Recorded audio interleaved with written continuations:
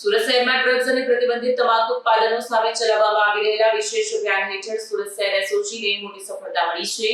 Police ટીમને patrolling દરમિયાન મળેલી બાતમીના આધારે સલાબતપુરા મોમનાવાડ ખાતે આવેલ તૈયાર પાનની દુકાનમાંથી ઈ-સિગારેટ જથ્થા સાથે એકની ધરપકડ કરી છે.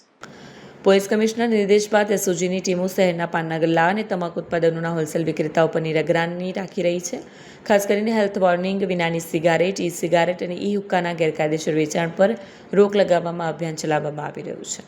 ત્યારે એસઓજીના એએસઆઈ યુવરાજસિંહ સામસિયા અને હેડ કોન્સ્ટેબલ જીતેન્દ્રસિંહ રણજીતસિંહને મળેલી બાતમીના આધારે મોમનાવાડ સલાબતપુરા વિસ્તારમાં આવેલ તૈયાર પાન સેન્ટર નામની દુકાનમાં દરોડો પાડવામાં આવ્યો.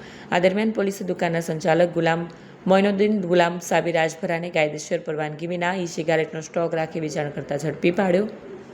પોલીસે દુકાનમાંથી અલગ અલગ કંપનીની 14 ઈ સિગારેટ કબજે કરી, જેની કિંમત અંદાજે 60,000 જેટલી છે. પોલીસે આ તમામ મુદ્દામાલ કબજે કરીને આરોપી સામે કાયદેસરની કાર્યવાહી હાથ ધરી છે.